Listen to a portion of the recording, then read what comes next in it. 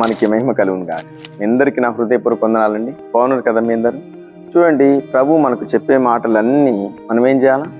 అవలంబించుకోవాలా, హృదయంలో భద్రపరచుకోవాలా, వాటి ప్రకారం మనం నడిపించి దేవుని కలుసుకోవాలి.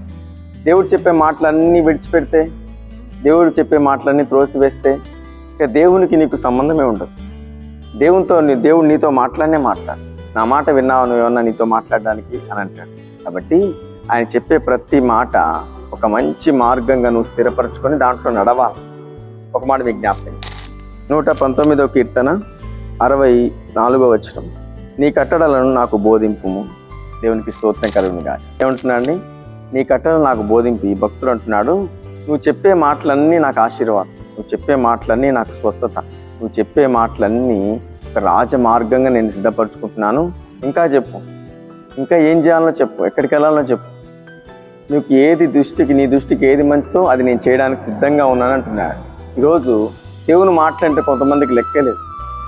వాక్యం ఎప్పుడైతే స్టార్ట్ అవుతుందో అక్కడి నుంచి లేచి వెళ్ళిపోతారు. ముందు పాటలు బ్రహ్మాండంగా పాడతారు, ముందు ఆరాధనలో మరి అటు ఇటుగా ఉంటారు.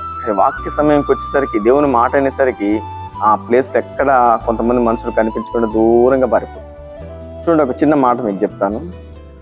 మన జ్వరం వస్తే ఎక్కడికి వెళ్తాం? హాస్పిటల్కి వెళ్తాం. డాక్టర్ గారు చెక్ చేసి నీకు ఎంత జ్వరం ఉందో, ఎంత బలహీనంగా ఉన్నావో దానికి తగినట్టుగా ట్యాబ్లెట్ ఇస్తారు. ఆ ట్యాబ్లెట్ మనం తీసుకొని డబ్బులు ఇచ్చేసి ఇంట్లోకి వచ్చి ఆ ట్యాబ్లెట్లన్నీ ఆ గూట్లో పడేసి నువ్వు మంచం మీద పడుకుంటే జ్వరం నీకెలా పోతుంది? మరలా ఆవిడ డాక్టర్ దగ్గరికి వెళ్ళి ఏమంటాడు? ట్యాబ్లెట్ వేసుకున్నావా అని అడుగుతాడు. అయ్యా వేసుకోలేదే అంటే, వేసుకోకుండా నా దగ్గరికి ఎందుకు వచ్చావు? ట్యాబ్లెట్ వేసుకోమని నీకు ఇస్తే నువ్వు గూట్లో పడేసి తగ్గలేదని మళ్ళీ నా దగ్గరికి వచ్చేవి. దేవుడు కూడా అదే అంటాడు. నేను చెప్పిన మాటలన్నీ నువ్వు హృదయంలో భద్రపరుచుకొని మరి ఆ ప్రకారం నడిచావా? నీకు స్వస్థత కావాలన్నా, విడుదల కావాలన్నా, సమాధానం కావాలన్నా నేను చెప్పే మాటలకు నువ్వు ఏం చేయాలా? చక్కగా నడవడానికి సిద్ధపడాలి.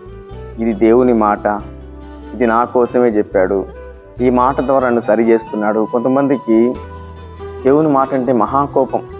సరి చేయబడ్డానికే ప్రభు నీతో మాట్లాడు, నువ్వు చక్కని మార్గంలో నడిపించడానికే దేవుడు నీతో మాట్లాడు.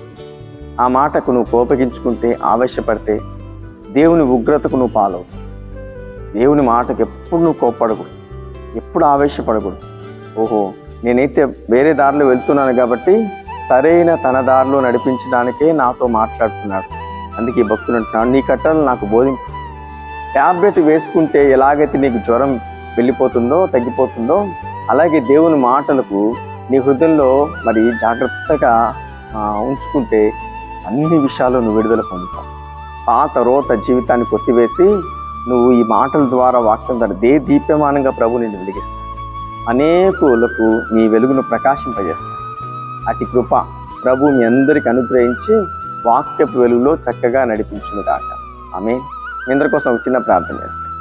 మహాగణుడానికి స్తోత్రములు. మాటలు ఉంటున్న ప్రతి బిడ్డలు తండ్రి, నీ కట్టలను అనుసరించడానికి, నీ మాటలను హృదయంలో భద్రపరచుకోవడానికి కృప చూపించు.